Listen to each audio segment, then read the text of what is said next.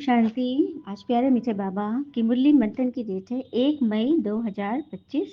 आज बाबा कह रहे मीठे बच्चे, तुम बेहद के बाबा से बेहद का वर्षा लेने आए हो। यहाँ हद की कोई बात नहीं है। तुम बड़े उमंग से बाबा को याद करो तो पुरानी दुनिया भूल जाएगी। बाबा कह रहे तुम बेहद के बाबा से बेहद का वर्षा लेने आए हो। यहाँ हद की कोई बात नहीं है। तो बड़े उमंग से भगवान को याद करना है तो पुरानी दुनिया, पुराने विकार, पुराने दुख भूल जाएगी। प्रश्न है, कौन सी एक बात तुम्हें बार बार अपने से घोट कर पक्की करनी चाहिए? कौन सी एक बात तुम्हें बार बार अपने से घोट कर पक्की करनी चाहिए? उत्तर, हम आत्मा है। हम परमात्मा पिता से वर्षा ले रहे हैं। आत्माएं हैं बच्चे, परमात्मा है पिता। अभी बच्चे और बाबा का मेला हुआ है। यह बात बार बार घोट घोट कर पक्की करो। जितना आत्माभिमानी बनते जाएंगे, देह अभिमान मिटता जाएगा। गीत है, जो शिव बाबा के साथ है उनके लिए ज्ञान की बरसात है। ओम शांति। बच्चे जानते हैं बाबा के साथ बैठे हुए हैं। यह बड़े से बड़ा बाबा, सबका बाबा है। बाबा आया हुआ है। बाबा से क्या मिलता है, ये तो सवाल ही नहीं उठता। बाबा से मिलता है स्वर्ग का वर्षा, जो कि बेहद का सुख, बेहद की प्रॉपर्टी देने वाला है। दुनिया कितनी होती है? हद की मिल्कियत। कोई के पास 1000, कोई के पास 5000, कोई के पास 10, 20, 50 करोड़, अरब होंगे। लेकिन भगवान जो हमें दे रहे हैं, उसकी तुलना, गिनती भी कोई स्वप्न में भी नहीं सोच सकता।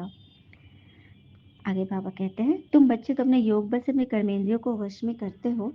कर्मेंद्रियां योग बल से शीतल हो जाएगी। कर्मेंद्रियों में चंचलता होती है ना, अब कर्मेंद्रियों पे जीत पानी है। जो कोई चंचलता न चले, सिवाय योग बल से कर्मेंद्रियों पर वश करना इम्पॉसिबल है। बाबा कहते हैं कर्मेंद्रियों की चंचलता योग बल से ही टूटेगी। योग बल की ताकत तो है ना, इसमें बड़ी मेहनत लगती है। आगे चलकर कर्मेंद्रियों की चंचलता नहीं रहेगी। सत्युग में तो कोई गंदी बीमारी नहीं होती। यहाँ तुम कर्मेंद्रियों को वश कर जाते हो तो कोई भी गंदी बात वहाँ होती नहीं है। कोई सत्युग में कोई भी बुरी बात होती नहीं है। शिव बाबा को तो कर्मेंद्रियाँ है नहीं, वो तो परमात्मा है। इसे बाबा कहते तुम अपने को आत्मा समझो, देह होते हुए भी इनसे उपराम समझो, तो कोई दुख, तनाव, चिंता, परेशानी, कोई निंदा, ग्लानि तुम्हें परेशान नहीं करे। इसलिए योग बसे तो कर्मेंद्रियों पर वश करो। कोई भी बेकायदे काम कर्मेंद्रियों से नहीं करना। ऐसे लवली पिता को याद करते करते प्रेम में आंसू आने चाहिए। ये बात सच है। आत्मा परमात्मा में लीन होती नहीं है, लेकिन आत्मा परमात्मा के जैसा बनती है। ठीक है। बाबा तुम बच्चों को श्रेष्ठ बनने का सह रास्ता बताते हैं। एक तो कर्मेंद्रियों को वश करो, दूसरा दैवी गुण धारण करो। कोई गुस्सा आदि करे तो सुनो नहीं, एक कान से सुन दूसरे से निकाल दो। क्योंकि इविल बातें न सुनना है, न सोचना है, न उसमें पढ़ना है। व्यर्थ में जाना ही नहीं है।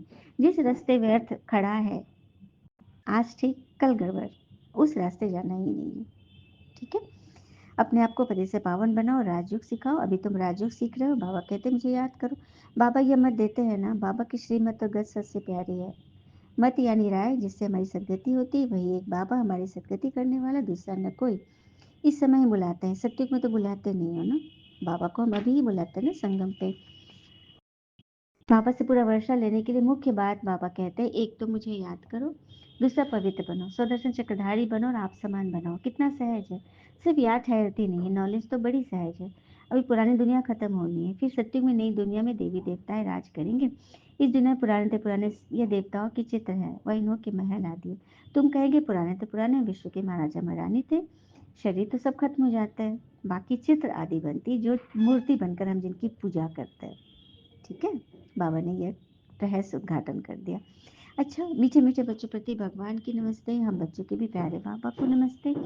नानकरी मुख्य सार, पहले पॉइंट, योग बल की ताकत से अपने कर्मेंद्रियों को शीतल बनाना है, वश में रखना है। इविल बातें न तो सुननी है, न सुनानी है। जो बात पसंद नहीं आती, उसे एक कान से सुन, दूसरे से निकाल देना है। दूसरी पॉइंट, बाबा से पूरा वर्षा लेने के लिए सुदर्शन चक्रधारी बनना है। पवित्र बन आप समान बनाने की सेवा करनी है। वरदान है, मुरली के साज द्वारा माया को सरेंडर कराने वाले मुरलीधर भव। मुरली के साज द्वारा माया को सरेंडर कराने वाले मुरलीधर बनते। तो मुरलियां तो बहुत सुनी है, अब ऐसे मुरलीधर बनो जो माया मुरली के आगे पीछे निछावर हो जाए। कैसे निछावर होगी? जब आप व्यर्थ बात से उपराम हो जाओगे। ठीक है। मुरली के राज का साज अगर सदैव बजाते रहो तो माया सदा के लिए सरेंडर हो जाएगी। माया का मुख्य स्वरूप कारण के रूप में आता है।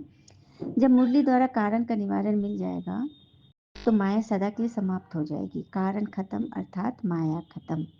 कारण खत्म अर्थात माया खत्म। स्लोगन, अनुभवी स्वरूप बनो तो चेहरे से खुशनसीबी की झलक दिखाई देगी। अनुभवी स्वरूप बनो तो चेहरे से खुशनसीबी की झलक दिखाई देगी। अव्यक्त इशारे हैं, रूहानी रॉयल्टी और प्योरिटी की पर्सनैलिटी वाली।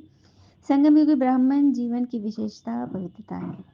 पवित्रता में रहते अपवित्रता से निवृत्त रहना, स्वप्न मार्ग की अपवित्रता की संकल्प से मुक्त रहना, यही विश्व को चैलेंज करने का साधन है। यही आप ब्राह्मणों की रूहानी रॉयल्टी और पर्सनैलिटी है। अच्छा, ओम शांति। शुक्रिया बाबा, शुक्रिया बच्चे। ओम शांति।